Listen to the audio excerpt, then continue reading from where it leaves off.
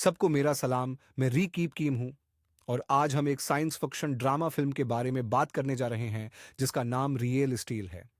आगे कुछ स्पॉयलर्स हैं, तो तैयार रहिएगा। चार्ली एक रिटायर्ड बाकसर है जिसे मुख्तलिफ लोगों के बहुत से पैसे देने हैं। उसकी एक वजह यह है कि इखाड़े में बॉक्सर्स की जगह रोबोट्स ने ले ली है, जिसकी वजह से उसकी नौकरी चली गई। और ऊपर से वो बच्चों के साथ भी अच्छा नहीं है। अपने टूटे हुए रोबोट के साथ सिर्फ एक तस्वीर खींचने के लिए उनसे $5 मांगता है। उसकी मेजबान रकी से एक डील हुई है जो उसे अपनी एक कश्ती को चार्ली के रॉबर्ट एम्बस से लड़ाने के बदले पैसे देने का वादा करता है। तनख्वाह से मुतमईन न होने की वजह से चार्ली रखी के बेहतरीन हरीफ से लड़ना चाहता है और जीतने पर उसे $20,000 की शर्त लगाता है। अब मुझे समझ आया कि उस पर इतने लोगों का इतना कर्ज क्यों है। अपने रोबोट फाइटर के साथ इतराते हुए चार्ली जरा भी परेशान नहीं लग रहा। दियो हेकल बेल रोबोट पर धावा बोलता है, मगर एम्बश उसे जमीन पर पटक देता है। रोबोट हमलों को आसानी से चुकमा देता है और एक अपरकट मारकर जानवर को फजा में उछाल देता है। अपनी जीत के जाम में चार्ली हुजूम में एक खूबसूरत लड़की से फ्लर्ट करने लगा और उससे पहले कि वो कुछ समझ पाता, गजबनाक बेल ने भानप लिया कि एक उड़ता हुआ रॉबर्ट उसकी एक टांग ले उड़ा है। मुझे तो उसका तवज्जो हट जाने पर बिल्कुल भी कसूर नहीं लगता, क्योंकि शायद मैं भी यही करता। बेल अपना रोबोट पर्जे पर्जे करता जा रहा है जबकि चार्ली मालिक से शो को रखवाने की मिन्नतें कर रहा है। उसका रोबोट और ज्यादा पटता है और जल्द ही वो महज किबाड़ का ढेर बनकर रह जाता है।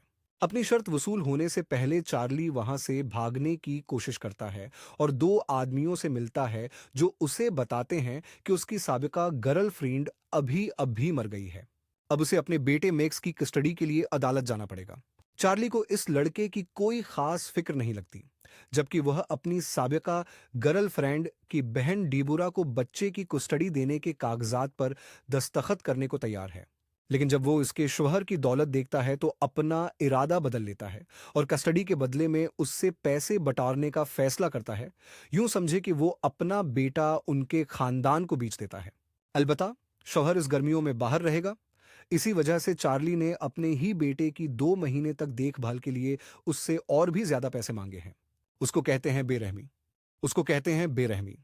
जेब में नए पैसे लेकर उसने ब्लिक मार्केट से नौजी बवाए नामी एक और रोबोट फौरन खरीद लिया। चार्ली घर वापस अपनी गर्ल फ्रेंड बेली के पास जाता है और हमें पता चलता है कि उसे उसके पैसे भी देने हैं। वो उसे अपनी मर्दाना कशिश से वर्गलाने की कोशिश करता है, लेकिन वो भूल गया कि अब वो मैदाने जंग में नहीं है। और वो उसे बताती है कि उसे उसके किसरती बदन से ज्यादा पैसा पसंद है। बारबरा और उसका शौहर मेक्स को सामने वाले दरवाजे पर छोड़ते हैं और बच्चा गुस्से में है। इसलिए नहीं कि उसके बाप ने उसे बेच दिया, बल्कि इसलिए कि उसे उस पैसे में से हिस्सा नहीं मिला। लगता है कि आखिर बाप का ही बेटा है ना। चार्ली को नया रोबोट मिल जाता है और वो उसका डब्बा खोलने लगता है। एक देवेकल रोबोट समुराई के कोच में बड़ी शान से बाहर निकल आता है। वो वॉइस कंट्रोल इस्तेमाल करने की कोशिश करता है, मगर रोबोट जवाब नहीं देता। खुशकिस्मती से मैक्स रोबोट फाइटिंग का बहुत बड़ा फीन भी है और उसने जापानी बोलकर मशीन को कामयाबी से चला लिया, जिससे पता चलता है कि यह खराब नहीं है। मालूम यह हुआ कि उन्हें सिर्फ लैंग्वेज सेटिंग को इंग्लिश पर रीसेट करना था। चार्ली ने जल्दी से रॉबर्ट को अपनी ट्रक में डाला और फौरन करीब तरीन मुकाबले के लिए चल पड़ा, ये सोचते हुए कि वो उस बार जरूर जीतेगा। मेक्स भी साथ जाना चाहता था, लेकिन उसे पता था कि उसके अब्बा उसे साथ नहीं लेकर जाएंगे, तो उसने गाड़ी की चाबी चराकर चार्ली को बलीक मेल किया। मजबूरन चार्ली को दिल पर पत्थर रखकर अपने बेटे को साथ ले जाना पड़ा। वो इस अंडरग्राउंड फाइटिंग क्लब में जाते हैं और चार्ली ऑर्गेनाइजर फन से बात करता है और उससे चाहता है कि वो अपने रोबोट को मैन फाइट दे दे, क्योंकि वो बड़ी लेगुज में मुकाबला करता था। मेक्स अपने अबू से कहता है कि उसकी जगह कोई दूसरा रोबोट ले लें, क्योंकि उन्होंने उसके साथ पहले कभी प्रैक्टिस नहीं की थी। मगर चार्ली मानता नहीं और चैंपियन माइड्स के खिलाफ डटकर मुकाबला करने का फैसला करता है। दोनों फाइटर्स अपने अपने कोनों में पोजीशन ले लेते हैं और इधर तमाशाई जोश और खरूश से पागल हो जाते हैं। चार्ली का रोबोट आगे लिपकता है और अपने हरीफ को जोरदार मुक्का जड़ देता है। ये लड़ाई पर मुसलसल हावी रहता है और दूसरे रोबोट को पूरे स्टेज पर इधर उधर पटकता रहता है। जैसे जैसे लड़ाई आगे बढ़ती है, चार्ली ज्यादा परात्माद होकर अपना गार्ड गिरा देता है और नवीजी बवाए को रंग के पार मुका पड़ता है।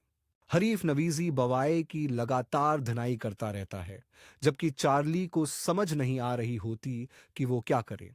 उसने रोबोट के कंट्रोल्स को कभी नहीं समझा था और अब जाकर वो कॉम्बिनेशंस ढूंढने की कोशिश कर रहा है। वो गलत चाल चल देता है जिससे दुश्मन को उसका बाजू उखाड़ने का मौका मिल जाता है। यहाँ से तो बस हालात मजीद खराब होते जाते हैं और चैंपियन चार्ली के रॉबर्ट का सिर उखाड़ देता है। मिक्स अपने वालिद पर इल्जाम लगाता है कि वो बहुत लापरवाह थे और उन्होंने रोबोट को लड़ने का मौका ही नहीं दिया क्योंकि उन्हें इसे सही तरीके से इस्तेमाल करना आता ही नहीं था। चार्ली अपनी गलती नहीं मानता और रोबोट पर इल्जाम लगाता है कि वो पुराना हो चुका था, जबकि अपने बेटे पर बरस रहा था कि ट्रक में बैठ जाए। जब कोई और चारा न रहा तो उन्होंने किबाड़ खाने जाकर अपनी अगली लड़ाई के लिए एक रोबोट बनाने के लिए पर्जे ढूंढने का फैसला किया। उन्होंने हर जगह छान मारा पर उन्हें कुछ भी ढंग का नहीं मिला। चार्ली ने मैक्स को चट्टान के करीब जाते हुए एहतियात करने को कहा। अचानक जमीन खसक गई और मैक्स सीधा अपने पीछे वाले गड्ढे में जा गिरा। गिरते हुए हल्के से उसे आगे धुका लगता है और जैसे ही वो दीवारें पार करने वाला होता है, लोहे का एक टुकड़ा उसे पीछे से पकड़ लेता है। चार्ली अपने बेटे की तरफ लपकता है और उसे हिफाजत से निकाल लेता है और दोनों गले मिल जाते हैं। मैक्स इस चीज को देखने लगता है जिसने उसे बचाया था और उसे यह देखकर हैरत होती है कि जमीन में एक पुराने रोबोट का जिस्म गड़ा हुआ है। लड़का उसे अपने साथ ले जाना चाहता है लेकिन चार्ली को इतनी मेहनत करना फजूल लगता है और वो अपने बेटे को उसे खोदने देता है जिसमें शायद पूरी रात लग गई होगी। खैर, मैक्स अपने वालिद की उस लापरवाही पर बहुत नाराज था। रोबोट को वापस बैली के पास लाया गया और हैरत की बात यह है कि उसने उसे ठीक कर दिया। बेली ने बताया कि उसमें एक शीडू फंक्शन है, उसी लिए रॉबर्ट हमेशा अपने सामने वाले शख्स की हरकत की नकल करता हुआ लगता है। उसे धोकर साफ करते हुए मेक्स को पता चलता है कि मशीन का नाम आदम है। मेक्स चाहता है कि उसका अबा आदम को किसी मुकाबले में उतारे, लेकिन चार्ली कहता है कि यह सिर्फ प्रैक्टिस के लिए है, यानी ये मार तो खा सकता है लेकिन नुकसान नहीं पहुंचा सकता। चार्ली अपने बेटे को रॉबर्ट फाइटिंग लीग में ले जाता है और नया रॉबर्ट के लिए स्पॉन्सरशिप हासिल करने की कोशिश करता है, लेकिन उसका सबसे अच्छा दोस्त भी चार्ली के खराब रिकॉर्ड की वजह से सरमायाकारी से इनकार कर देता है। गुस्से और मायूसी का एहसास लेते हुए चार्ली आदम को चिड़िया घर में लड़ने के लिए लाने पर राजी हो जाता है, जहां सिर्फ सबसे खराब रोबोट्स एक दूसरे के खिलाफ लड़ते हैं। मेग्स जंगले में पहुंचता है और चैंपियन रोबोट मेट्रो को लिलकारता है, जिस पर उसका मालिक $1000 की शर्त लगाता है कि मुकाबला पहले राउंड से ज्यादा नहीं चलेगा। दो रोबोट रंग में दाखिल होते हैं और आदम शुरू से ही अपने दुश्मन की जद में आ जाता है। चार्ली अपने बेटे को रोबोट चलाने की हदायत देने की कोशिश करता है, लेकिन लड़के के तजर्बे की कमी की वजह से आदम बार बार मार खा जाता है। चार्ली खुद कंट्रोल संभाल कर पहला राउंड जीतना चाहता है, लेकिन मेक्स इनकार कर देता है और मुखालिफ की जबरदस्त जर्ब से रॉबोट बाहर हो जाता है। जब टाइमर का शुमार नीचे की तरफ हो रहा होता है तो आदम मौजज़ाती तौर पर आखिरी सेकंडों से पहले खड़ा हो जाता है और पहला राउंड जिंदा बचने में कामयाब हो जाता है, जिससे उन्हें $1000 मिलते हैं। मुकाबिल ने मेक्स से डबल या कुछ नहीं का कहा तो उसने फौरन हाँ कर दिया, जिस पर उसके वालिद का हौसला पस्त हो गया। मेट्रो के साथ पहले राउंड से सीखते हुए मैक्स ने अपने रोबोट को पीछे हटने का कहा, जिससे एक ऐसा मौका बना जो मुखालिफ के लिए बिल्कुल गैर मुतवक्का था। फिर एडम ने एक अप्रकट से छलांग लगाई, जिससे उसका दुश्मन खराब होकर सीधा जमीन पर गिर गया। भीड़ ने उनकी जीत का जश्न मनाया और चार्ली ने हारने वाले से पैसे ले लिए।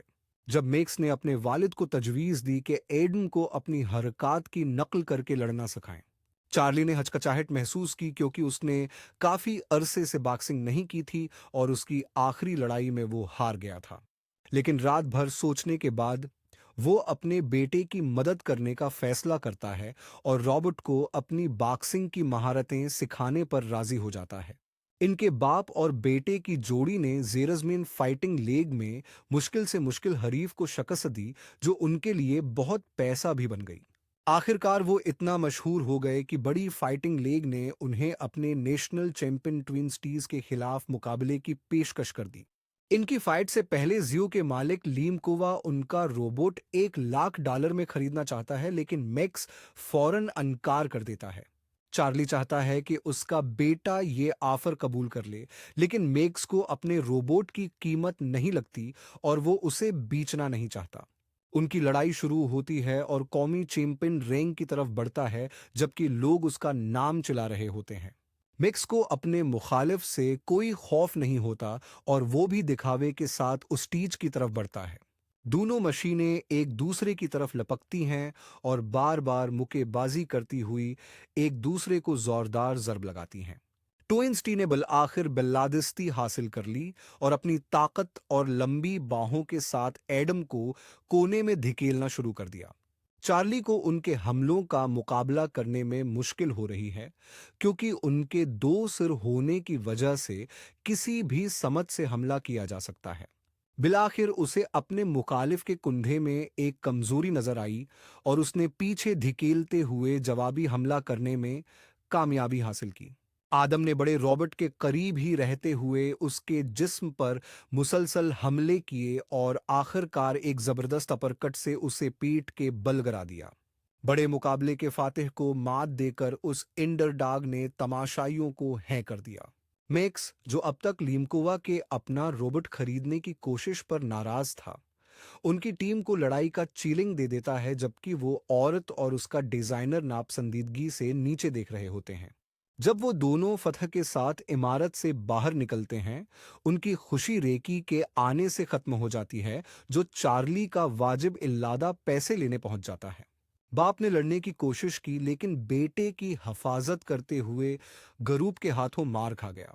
ग्रुप ने अपनी तमाम जीती हुई रकम ले ली और बाप को बेदर्दी से पीटा, जबकि बेटा ये सब देखता रहा। ये समझते हुए कि मैक्स के लिए ये जिंदगी बहुत खतरनाक है, चार्ली ने उसे वक्त से पहले ही उसके सरपरस्तों के पास वापस भेजने का फैसला कर लिया, जिस पर मैक्स बहुत उदास हुआ और मायूसी में वहां से चला गया। अपने बेटे को छोड़ने के फैसले पर पकी राय न रखते हुए चार्ली बीली के पास वापस आता है और उससे मशूरा लेता है। चार्ली को लगता है कि वो अपने बेटे के लिए काफी अच्छा नहीं, और वो दलील देता है कि उसके फॉस्टर वालिदीन के पास बहुत पैसा है। बेली उसे यकीन दिलाता है कि बाप की मोहब्बत पैसे से खरीदी जा सकने वाली किसी चीज से भी ज्यादा अहम है। वो चार्ली को हौसला देती है कि अपने बेटे के लिए लड़ने की हिम्मत करे। उसकी बातों से मुतासिर होकर चार्ली वापस मैक्स के पास जाता है और जो कुछ उसने किया उसके लिए माफी मांगता है। वो मैक्स को यह भी बताता है कि उसने जियूस के खिलाफ लड़ाई कबूल कर ली है, जिस पर उसके बेटे के चेहरे पर फिर से मुस्कुराहट आ जाती है। वो अंगूठी की तरफ चलते हैं, जबकि भीड़ लड़ाई के अंडरडॉग के लिए वाह वाह करती है। चार्ली ने तरफ देखा तो बीली को अपनी हमायत के लिए आता देखकर उसके चेहरे पर मुस्कान आ गई।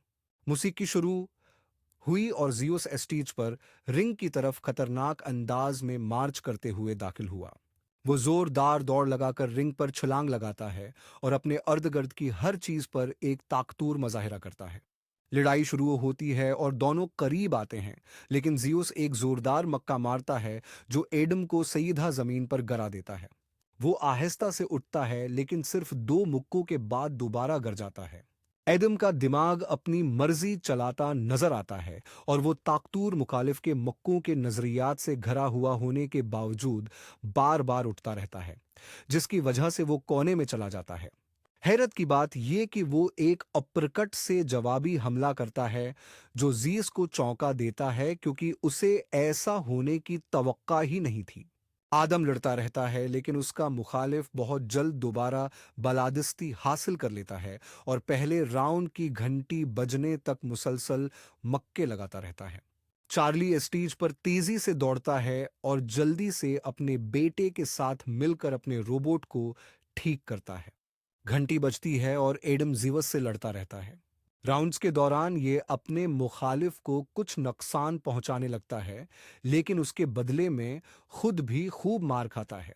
राउंड 4 में जीवस एडम को कोने में दुबा देता है और लगातार हथौड़े मारता है, जिस पर चार्ली को पता चलता है कि उनका वॉइस कंट्रोल खराब हो चुका है। किसी और चारा न देखकर चार्ली फैसला करता है कि आखिरी राउंड मुकम्मल करने के लिए शडू फनकशन इस्तेमाल करे और वो एक दूसरे को खूब घान से लगाते हैं, मगर जीवस एक तेज मुक्केबाजी से एडम को कोने में धकेल देता है और मुस्कुराते हुए मरकजी किरदार अपने मुखालिफ को हमले जारी रखने के लिए लिलकारता है। जीवस अपनी पूरी ताकत लगाकर आदम को खत्म करने की कोशिश करता है, पर जल्द ही थक कर कमजोर पड़ जाता है। चार्ली ये मौका गनीमत जानते हुए दुश्मन पर जोरदार जवाबी हमले करता है और उसे पीछे धकेल देता है, जबकि वो मफलूज सा दिखाई देता है। मैक्स अपने वालिद की तरफ देखता है और खुशी के आंसू बहाता है जब वो चार्ली को मुक्केबाजी में अपनी पुरानी जोशीलेपन को वापस पाते हुए देखता है। आदम हमला जारी रखता है और जबरदस्त मुक्के से जीस को बेहोश करने में कामयाब हो जाता है। वो उठने की कोशिश करता है, लेकिन उसे आदम के और जोरदार मुक्कों का सामना करना पड़ता है, यहां तक कि बल आखिर घंटी बजती है और फाइट खत्म हो जाती है। अगरचा जजों ने जख्मी होने के बाद जीवोस को फातेह करार दे दिया, लेकिन लोगों ने आदम को अवामी चैंपियन का लक़ब दे दिया। चार्ली अपने बेटे के साथ फतेह का जश्न मनाते हुए खुशी से चिल्लाता है, जबकि हाजिरीन उकठे उनके नाम के नारे लगाते हैं। तो दोस्तों, आप लोगों को ये फिल्म कैसी लगी, नीचे कमेंट्स में ज़रूर बताएं। और अगर आपको मेरी वीडियो पसंद आई हो तो लाइक ज़रूर करें और मज़ीद के लिए सब्सक्राइब करें। अगली दफ़ा मिलेंगे दोस्तों। देखने का शुक्रिया।